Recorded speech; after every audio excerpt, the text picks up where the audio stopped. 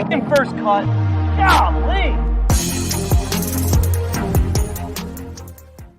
Welcome to the First Cut Podcast. I'm Rick Gehman, and this is your DFS preview for this week's RBC Heritage. We roll on. Joining me to break it down, Greg DuCharme is here. Hi, Greg.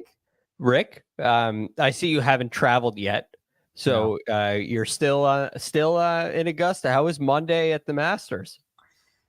It is zombie land here. I think I'm the only person here. Seriously, I mean, I am at a fairly sizable hotel. There's like a convention center attached to it, and I think I'm the only person here. The parking garage is completely empty. It's very bizarre. That is strange to say the least. Well, I wish you safe travels tomorrow or whenever you're traveling. Tomorrow. Yep. And onward we go to the RBC Heritage. I'm pretty excited about it. I mean, it's a calm week. It usually has more of an easygoing feel, but this is a signature event. And I know that regardless of whatever vibes you may be feeling now, come Sunday, we'll be saying, what a week. We will be. So no rest for the weary here. Troy, if you want to throw my screen up, let's talk about it. It'll show my website, rickrungood.com. And Greg, this is interesting because we've got a golf course that we're very familiar with, Harbor Town. It's a Pete Dye golf course. It's a very unique golf course, especially compared to the other courses that we get on the PGA Tour schedule, but we don't always get a field this strong. We had one in 2020. I think this was the second or third event back from the COVID shutdown. And now this gets signature status. So it'll be interesting to see how these guys try to tackle it. I think it's a very interesting course. It's one of those where you look at these yardages and it's short, yet at the same time, you're not able to hit driver everywhere. So there are some spots you got to hit your ball to. It's a little more target golf than, say, Augusta National or Houston, even TPC San Antonio, where you can hit a lot of drivers. This is not one of those venues. So I still think club head speed is an advantage, but you have to get the ball in play, whatever club you use. So I'm really, a lot of my attention and focus goes to, you guessed it, approach play. But this time, different than the last couple weeks we've had, this is a little, you're looking at a shorter range. So I think iron play with these small greens is extremely important, but I'm looking at yardages under 175 yards rather than over 200 yards. You get a lot of, those like mid irons and shorter. And what the rare thing statistically about this golf course, Greg, is that it is often rewarding driving accuracy as opposed to driving distance. Basically every single week on the PGA Tour, distance is king. And this is not. We've seen a lot of guys who are, point A to point B, that type of golf. We've seen that be very successful here. You look at the past winners, you have Matt Fitzpatrick. He added some speed, but certainly not a long hitter. Jordan Spieth, Stuart Sink, Webb Simpson, CT Pan, Satoshi Kodaira. These are not bombers. And they tend to be, at least during the time of their win, they were very good iron players, especially with very good recent form when it comes to irons. So that's definitely something that I'm looking for. But I do love this golf course because there's a lot of trees. Yeah. If you miss, you can often hit recovery shots, but you got to put a lot of curve on it. You got to be very creative should you miss. So I enjoy watching this test. The other thing to note, again, this is kind of the nerdy stat stuff here, is this is a pretty rare profile of how much rewards you get from a long drive versus how much penalty you get for missing the fairway. Every single hole on the PGA Tour, except maybe one, you get a reward for hitting the ball farther than average.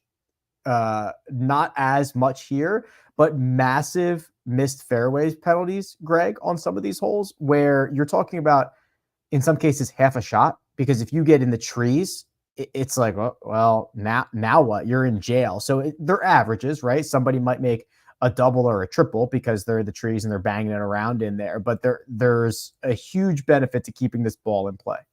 Yes. And I don't think there's necessarily a huge penalty for hitting it in the rough, but you got to put it on the wide side of dog legs, right? Correct. You have to be, you can actually hit the fairway and have tree trouble, which is very rare on the PGA Tour, and I think very cool. So looking forward to this test. It's a different one. It doesn't rule out, in my opinion, high club head speed players. You look at these average drives, and they're all below 300. Yes. Right. Yeah. I mean, every single one of them. And that doesn't necessarily mean that you're, for whatever reason, just hitting it shorter. It means you're hitting less than driver off a lot of these tees. So I think high club head speed players are still in play, assuming they can be accurate with 3-wood, long irons, whatever they choose to hit. Okay, well, naming some names here, and it is a smaller field, which I mentioned because of the signature event. It means they'll get 4 guaranteed rounds. There is no cut. We'll start talking about those golfers, but first we're going to take a quick break and hear a word from our partners. And they're starting to get in the groove. So impressive. Lock your schedules. Aces are coming to CBS Sports Network. And we're back. Greg, 69 golfers in the field. I believe the 2 who are eligible, Victor Hovland and Hideki Matsuyama, I think are the 2 that are not here. Does that sound right? That sounds right. I believe that's right. Yeah, Victor Hovland withdrew. Yeah. And I'm not sure Hideki was ever in. He wasn't. He just never committed to planned a week off. Yeah. Yeah. So they're here. I mean, a lot of very similar names to what we saw last week at the Masters. Speaking of last week at the Masters, there is a comment, Troy, from 534 that I want you to put up that says, props to the real GFD for his Fire Masters live radio commentary. Greg, the people are loving what you're doing. Well, thank you very much. It was fun. There was a lot of content going out, not just from the first cut, but all platforms in the game of golf. And I'm just happy to be, it's so lucky to be a part of it. Yes, it was awesome. And I'm stoked that people are enjoying it. And you deserve all the props, Greg. Oh, well, as do you, Rick. Well, thank you. Now that we're done patting each other on the back, let's find some golfers in this field. And we've got a big 10K range. Greg, that is 6 golfers at the top. Scotty Scheffler is $13,300. Rory is $11,200. Xander is $10,800. Ludwig amongst the big boys at $10,400. Patrick Cantlay at $10,200 and Colin Morikawa at $10,000. Let's start with this, Greg. We are not in the baby prognosticating business. I just assumed after a long week and telling us how much you wanted to get home, and apparently Meredith being on the verge of having Scheffler baby number 1 at any time, I assumed Scotty would be out of this field by now. Yeah, so did I. I mean, if he went home, let's say last night, I don't know what it. I've seen pictures of him being in Dallas at local dive bars. Yeah. So let's say he got home last night. He's got today, and then he's getting on a plane again tomorrow. I guess that's the plan. Or maybe when it's time to get on the plane, he says, "I don't think so. I'm not going on that." Yeah, I mean, you saw the kinesiology tape on his shoulder. Maybe there's a little neck issue that flares up, but so there's 2 ways to look at this. One is Scotty Scheffler plays. Well, I think yeah, right. I think for our purposes, let's assume he's going to play. Okay, so I'm going to assume he's going to play. There is no way I can fade this guy. I mean, you start to look at some of the statistics that he carries, and those numbers, like his specialty with irons really is inside of 175. I think he's top 2 in all of them except 125 to 150, where he sits like 25th. Yeah. You know, he just can't hit his pitching wedge, I guess. Well, he can. I know. better than 80% of the tour. but the other clubs, he's better than all the tour. Right. So he has one start here. It's a T11. It's like a rock solid start for him again. You think about a tactician like Scotty Scheffler. He comes in here with a really solid plan. I would not be surprised to see him win again. I mean, I'd be surprised that he plays, but I would not be surprised to see him win if he does. So it's hard for me to go away from him. He's just so much better than everybody else. Well, considering the status feels questionable, I don't think we should spend more oxygen on him. But the stat profile, which I love, looks like a video game. Yeah. I mean, it's like create a player. You're in, season 6. You're all maxed out, and now like you're just winning every single event. Padding the stats, right? Yeah. Let's just rack them up. Yeah. So that's where I'm going first and foremost. But if we want to take a look at some of these other guys, maybe there's a little Scotty Scheffler fatigue, and you just don't want to play someone different. Yeah, I know. I hate winning. I hate winning money. I'm so tired of it. Yeah. Yeah, don't do that, by the way. It's a terrible strategy. So in the event that Scotty Scheffler withdraws, I think the next best play is at 10,800. Yes. And Xander Schauffele. I'm with you here. I think he played a really, really nice Masters. I think his stat profile is the closest to Scotty Scheffler's that we have on the PGA Tour. And I think this golf course could be pretty good for him. There's a couple of really kind of sneaky things going on right now. They don't mean a whole lot individually, but I'm trying to read the tea leaves a little bit here. First off, he might be I think he is the second best player in the world in 2024. Rory has struggled a little bit. It comes with 0 trophies, but he's been very good and very well-rounded, which is helpful around this place. Yeah. This is the one where, okay, there's a win. There's a 1 on the resume after this. And, oh, well, duh. Yes. Right.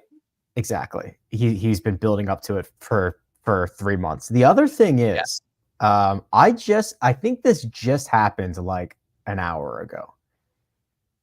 Xander Schauffele is now shorter than Rory McIlroy to win this golf tournament, which it's very tight. I think Xander's 10-1, Rory's 11-1. I do not believe that is where they have opened. And that to me that's newsworthy, because we've gone a year basically where it's been Scotty Rory, just in perpetuity, no longer. So just a couple little nuggets to throw out there where the tides are shifting a bit. Yeah, it's fascinating. And I think it's valid. He came in 4th here last year. Rory doesn't have a great record here. Although I think if you look at Rory McIlroy long term, this past week at the Masters means so much to him. It almost like it's like a restart again. You like eliminate the stats from pre-Masters. I think there's a big exhale. I wouldn't be surprised if this is a slow week, but looking forward for the rest of the year, if Rory McIlroy won 2, 3, even 4 times, I don't think I'd be surprised. The Masters just weighs so much on him in the early part of the year. This is the first time. Hold on a second, Greg. I'm still scrolling here. I'm down to 2018. Okay, so this is a little bit different now because of the schedule. 2017. And that wasn't even, hold on a second. He's like never played the week after the Masters. Like ever. He almost always plays Quail Hollow next, which is like a month later. Now there was a scheduling thing where he played the Players after he played the Masters, but it's never. I mean, I'm I'm in 2012. He's never even played, and these are usually a month after the Masters. So he's played the RBC Heritage, well, once in 2009 when it was the Verizon Heritage. So you're not there yet. I'm almost there. Almost. There it is. Yeah. And he came in tied 58th, and he played here in 2020, which was the COVID year. And it was in June, right? I could tell you. Yeah, June 21st, end of June. Right. Yeah. That's when everybody played. It was the second event back. Yeah. And he finished 41st. Finished 41st. So it's not a great spot for Rory. But he said he's loving golf at the moment, and he's going to play a lot. He's going to play in New Orleans. Who's his partner? I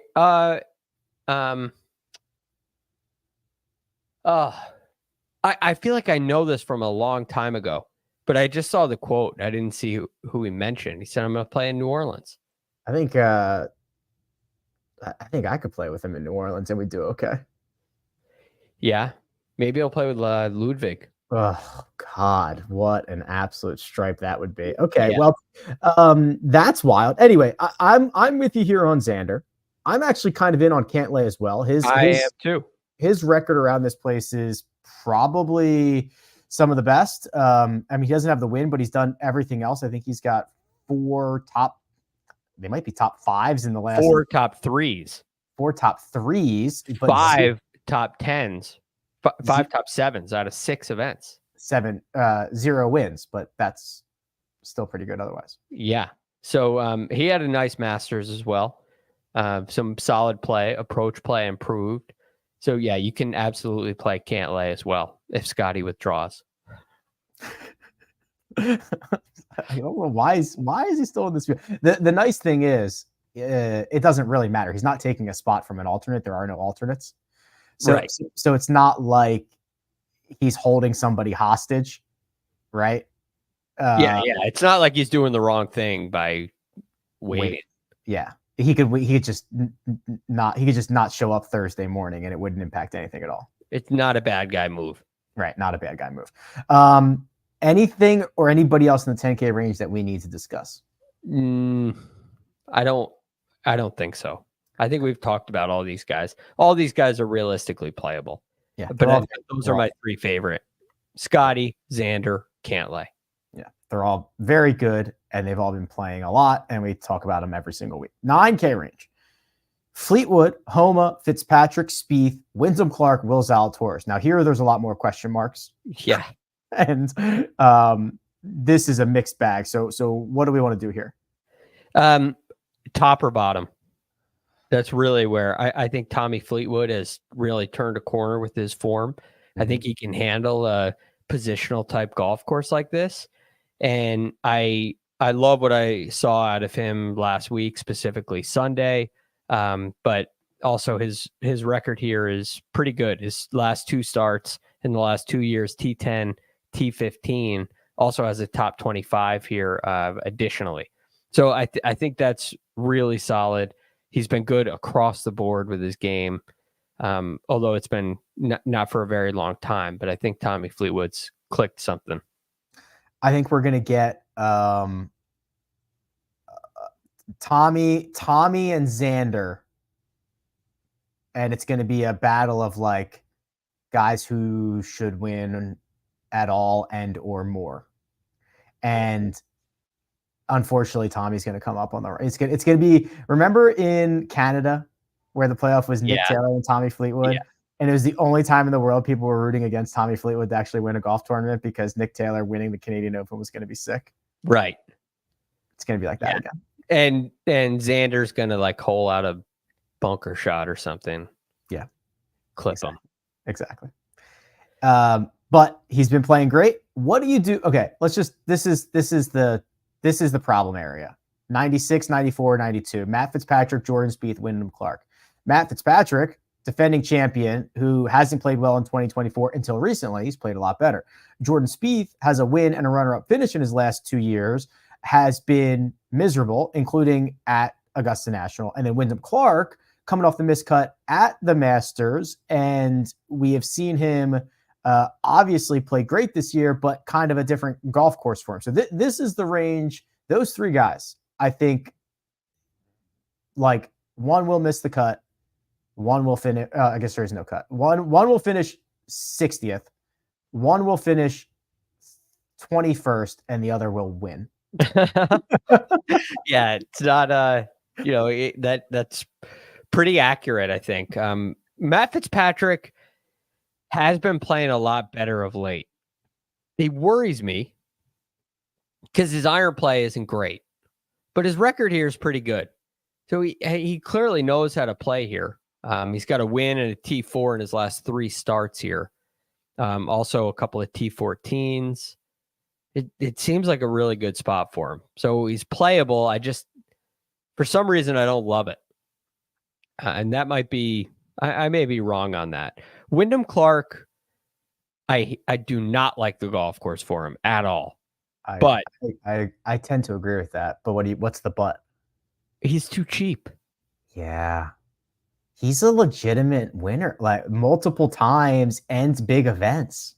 Like, think about, this is what's in my mind when I first say no to Wyndham Clark. Like, well, all right, let's take Will Zalatoris, who's right below him, who I like.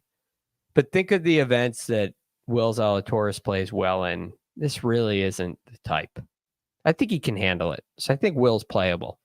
But is it worth $200?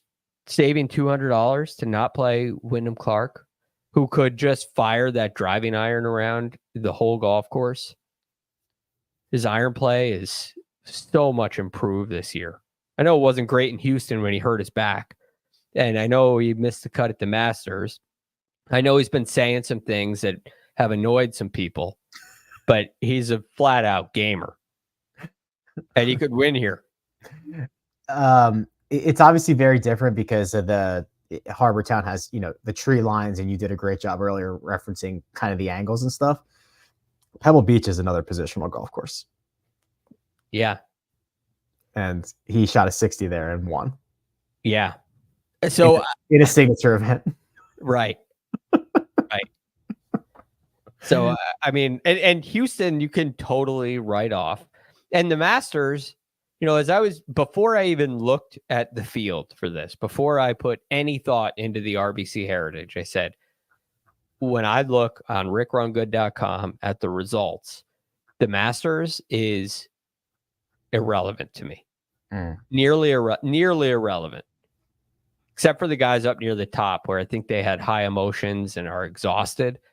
Guys who shot 47, like Brian Harmon, I don't think the 47 is something to be concerned about, right? It like you could shoot some big numbers and not be playing poorly.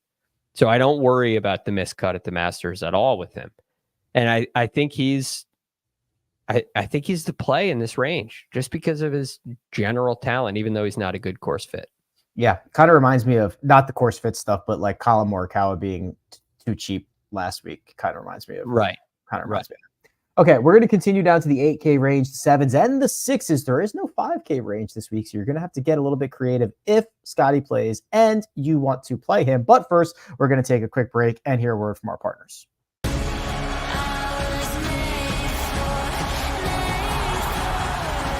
UEFA Europa League quarterfinals on CBS Sports Network and streaming live on Paramount+. And we're back. Greg, the chat seems to believe that Shane Lowry is Rory McIlroy's partner. That would make sense. It would make sense. I don't know if that's official or real, but that would be logical. Yeah, very logical. Okay. That'll be a good team. Speaking of Shane Lowry, he is in the middle of this $8,000 range. He's 8,500. He is surrounded by names such as Sahith, Cameron Young, Tony Finau, Justin Thomas, Corey Connors, Sam Burns, Russell Henley, and we rounded out with Siwoo shaking that ass, shaking that ass, shaking that. That was pretty good, right? That's not bad. It sounded like Troy played the drop. That's what I was trying to do. I was trying to do the drop. So that's the range, Greg. Okay, let's just go right to him. Shane Lowry. Okay, he's in my top 2 in this range. either one or two. I haven't quite committed to that. But, I mean, look what Shane Lowry's done with his approach play. In his last 4 measured events, he's gained over 4 shots approaching the green in all of them. This guy is hitting the ball well. I told you the Masters I was kind of writing off. When I see a guy losing 7 strokes putting at the Masters, it doesn't give you the warm and fuzzies, but this is a totally different experience on the greens. Yeah. Completely different experience. So those greens fooled great putters last week. Shane Lowry's not a great putter. It's not a surprise that he got fooled. But with that ball striking acumen, and he has a good record here too. He's got a couple of top 10s, 3 top 10s in 6 starts. Yeah. And 2 of them are tied thirds. So Shane Lowry is absolutely a play for me. Yep, I think that's the reasonable one. I also think, Greg, that there are some guys who, on paper, you're like, I'm a little bit worried about that, but their results are better than you'd expect. Like Cam Young, when he first played this event in 2022, he finished 3rd. Sahith last year finished 5th. There's a little bit of that. So I think it goes back to what we kind of talked about before, where there's kind of a couple of different ways you can go about this. Put Cam Young up in that 9K range with those guys that could win or finish T60 or T20. He feels like he belongs in there. And the only reason I say that is, well, there's really nothing to doubt. He's been playing awesome golf. He's hitting the ball so well. He does have a T3 here, which is surprising. That was during his rookie year. I think he's hitting the ball well enough to win. The one concern was the Masters last week just absolutely exhausting. But I think he's going to recover. He's a young player, extremely talented, and I think he really likes this golf course. This stat blueprint is exactly what he did when he broke out of the slump earlier this year, where he just starts slowly turning more red boxes green. And he just slowly starts rounding all facets together. He has done this before. His stat profile is very predictable for somebody who's only had a couple years on tour, and also, he hasn't won, but it's very, when he starts slumping, it's going to be a while until he turns it around. But this is how he plays out of it, and it's like we're back to this again. Yeah, and the price is right as well. I mean, if you go Scotty and go down to Cam Young for your second play, you got to skip that whole 9K range, but you still got a couple of big time competitors in your lineup. So Cam Young was the other one. He and Shane Lowry are 1-2. I think that's interchangeable at this point. But as you just mentioned, maybe Cam Young should be number 1. Could you trust Justin Thomas? No. He could win. But no, I can't trust. What I saw last week out of Justin Thomas, what I saw at the Valspar, is a guy that doesn't know where to turn. So he's going to turn to himself. And I don't trust him to get this thing solved. I don't trust him off the tee anyway at a golf course like this. I don't think his iron play has been terrible. It's actually been quite good, but his putting is completely unreliable. Also, I think his brain might be a little unreliable too, which is completely worrisome. I just want to pull up Siwoo's profile here. Siwoo is he's a Pete Dye specialist, believe it or not, and he is putting together a pretty darn good ball striking year. We talked about it, you got to take Augusta National with a grain of salt. He gained 4 strokes off the tee. He lost nearly 3 on approach. That's fine. He finished T30. Siwoo Kim used to be one of the most volatile golfers on planet Earth. Hasn't missed a cut since Vegas. Yeah. He's playing some golf. He's playing some real good golf. I love Siwoo. I wrote down 4 names in this range. We've hit on 3 of them. Oh, who's the 4th? Corey Connors. I stared at his name for a long time. Yeah, you don't like it because you don't like what you see in the short game. And that's understandable. But here's the thing about Corey Connors on this golf course. Short game is significantly easier here than a lot of the venues we've played recently. And I think that bodes really well for him. He's also at this golf course in his last 3 starts. He's actually gained strokes putting, which I think could be pretty cool. And he's a very reliable, very accurate hitter of the golf ball. So he's absolutely worth taking a look. Gained strokes in putting in his last 3, and his 4th start ago was a small loss. That's basically a win for Corey Connors. And yeah. Those are his best. Obviously, those are his best finishes there. All of them inside the top 31. 12th and a 4th are the highlights. Yeah. So I think Corey Connors is very live this week. Not for an outright, but definitely in DFS.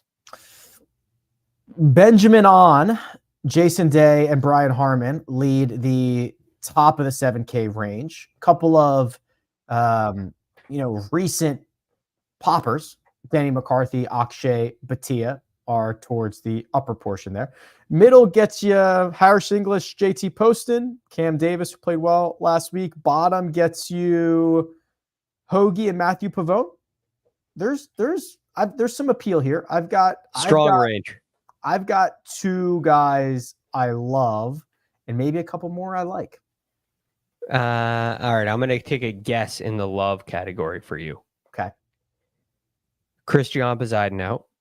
100% correct. Yep. He's tops on my list. And I'm going to guess your second love is an Australian, Cameron Davis. I filed him under like. Okay. Yeah. So love must be. I think this is a tough one. If you get it, I'll be really impressed. I got a lot of names written down here. Take one more. Were you, Taylor Moore? No, I do like him, but that's not who I was thinking of. The final love was Matthew Pavone. Okay, I wrote him down too. Way too cheap. He is like the 15th best player on the PGA Tour this year. Something like that. And he's 7,000 flat. And he's $7,000 flat. He finished 12th at the Masters. He won the Farmers. He finished 3rd at Pebble Beach, positional golf course. Could have won that. Sony, another course we were just hitting a bunch of shorter irons into it. He played in Singapore 2 starts ago. Finished 5th there. I mean, he's a great player, and he has $7,000. He had a tough stretch in Florida with the API and the players. Not the only one. And we just wrote him off. Yeah. Like he's just done. And that's unfair. So those 2 weeks, you take those out, and this guy is an absolute rock star. I know that, like, I don't think any rock stars are coming out to tell me. You don't think so? That he's not a rock star. Do you think, I always wonder, are those, I can't believe we're talking about this. Do you think that's all like green screen, or do you think they were able to get, who is it, Billy Idol, Rory McIlroy, like in the same spot at the same time? Or do you think they're just talking in like that's computer generated? I think they got him in the same spot. Wow. Yeah, Billy Idol probably doesn't have much to do anymore. Yeah, I mean, I don't know if it's the whole time. I haven't studied the commercial that closely, but I think on the golf course, when Billy Idol stole your golf cart, I think that was real. Stole your golf cart. But yeah, Matthew Pavone's a rock star. Way underpriced. Okay, so Poseidon, we've talked about all the time. He's been playing great. He's made great strides. No problem there. You mentioned Cam Davis. This is kind of interesting, right? You know, he was in the mix, Greg, very late last week, and he's got a great record here, which on paper you wonder about, but he very much shows the ability to be a precision golfer. Yes, I think he actually excels on these kind of golf courses, more so than you'd think. I mean, his last 2 starts here are T7, T3, and before that at T25. He's played well at, what are some of the other golf courses he's played well at? The Sony Open before, maybe not this year. The Wyndham Championship he's played well at. He's played well in Memphis, which maybe a little longer version of a positional golf course. So I think you think of him as like the Rocket Mortgage is the perfect course for him. Yes. But some of these shorter, tighter venues, he performs really well. And I think he's playing really nice golf right now. What other names did you have circled here? I think Brendan Todd is interesting. Again, very accurate, but hitting the ball better the last 2 starts and didn't play the Masters, which could be an advantage. So he's gained strokes in both of his last 2 starts, played well at the Valero Texas Open. He's a great putter. His record here is not what you might think. This would be one you would think Brendan Todd would circle. He does have a 4th place finish here nearly 10 years ago.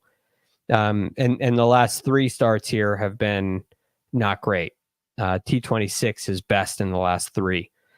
But I think he's playing really well right now. So I think he could be worth a click. Although I'd probably rather save the $100 and go with Pavone. What do you make of Tom Hoge? I think I'm generally positive on a golf course like this. Last 36 rounds, he is the only player better than Scotty Scheffler strokes gained approach the green. That's disgusting. Weighted too.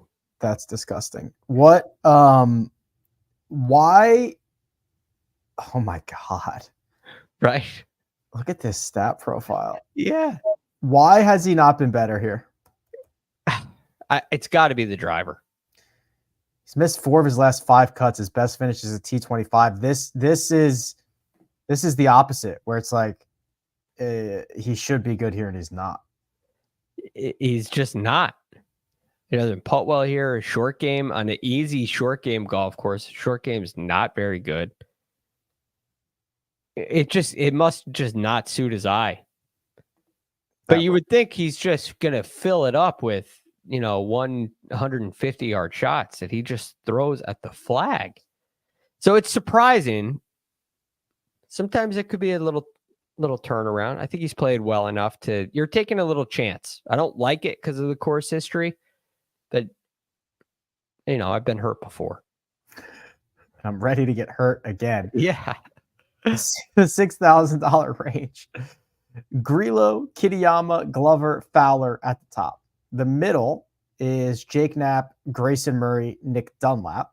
The bottom, Chandler Phillips, Eric Barnes, Bryce Garnett. There's good news here. There's some very playable options. Yeah, there is. Can I give you a sneaky one? I would prefer it. This is, I think, massive potential upside. Nick Dunlap. That is sneaky. I have not liked him at all this year, not once, because he played as an amateur and won, and hasn't really done much since. But his last 2 weeks, he played a lot better in Houston, and his iron play was awesome at the Masters as well. Mm-hmm. Even though he missed the cut in 2 rounds, he gains, over 3.5 shots. And this could be something sneaky, a little more. I'm wondering if Nick Dunlap's starting to get comfortable out on the PGA Tour. It is an incredibly small sample size, but that is the best 2 events he's played in a row. Yeah, like and one of them's a missed cut. Yeah, but exactly. But that's okay. I liked what he did in Houston for sure.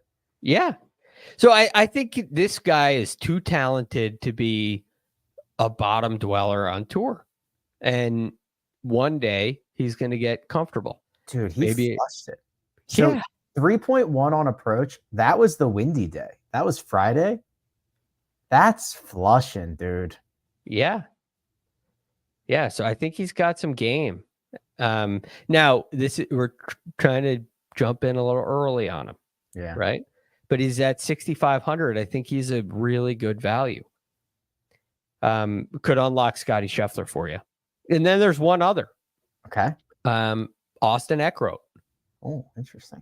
6,400. That might be a duo that could really help you out up on the north side of your lineup. The two that I'll nominate, Lucas Glover. He's on my list. 3 straight top 25s, and he gives us the accuracy side of things. And why is Thomas Dietrich 6,300? 17th at the Valspar, runner-up in Houston were his last 2. It's a fair question. I mean, I've played Gary Woodland basically every week since he's returned, and I've gotten nothing for it, and he's 6,200. You'd be very happy if you've played Thomas Dietrich every week. Yeah, if every time I played Dietrich, if every time I wanted to play Woodland, I played Dietrich, I'd probably be a lot happier. Yeah. A lot richer too. It's an interesting play. I mean, I thought for sure you were going to mention Mackenzie Hughes. He's on my list too, with a question mark. So yeah, I wrote down 4 names in the 6K: Glover, Hughes, Dunlap, Eckroat. The thing about Hughes is, surprisingly, similar to Tom Hoge, he has a terrible record here. Yeah, how is that possible? It doesn't make much sense to me. He's struggled off the tee here. He's struggled on approach here. Is he a better ball striker today than he was all those attempts? It doesn't make any sense. It worries me. That's why he's 6,600, because it's an awful record here.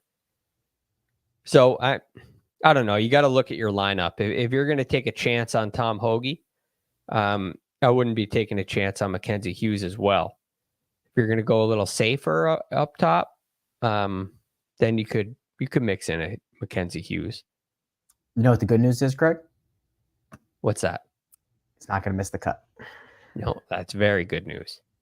Very good news. It's one of the reasons I like Tom Hoge as well, because he could shoot 75, 78, 62, 64. Yeah, we have seen him go low at times. Yeah. This way the sun is coming into my hotel room right now, I look like an angel, just like glowing. It's very nice. Thank I you. bet you're excited to get out of there at this point. I'm very excited to go home. Yeah. Yeah, you All right. sound like Scotty. Yeah. Me and Scotty Scheffler, we have a lot in common. We both want to go home. Anything else, Craig? So again, it is a no-cut event. It's a signature. 69 golfers. We'll be on Scotty Scheffler WD watch for the next day or so. But anything else, my friend? No, just a reminder: play him and watch for WD. But you play him. Watch for WD and play him. We will be back Tuesday. I believe it is going to be Patrick. Are you on tomorrow? Yes. Okay. Patrick and I. You'll be traveling. Yeah, we were trying to figure out the schedule in the group text. So I'll be in the air. So you guys are graciously taking care of the Tuesday show for us. So Tuesday for RBC Heritage, and then round by round recaps Thursday, Friday, Saturday, Sunday. This train keeps on rolling. That's right. Can't wait.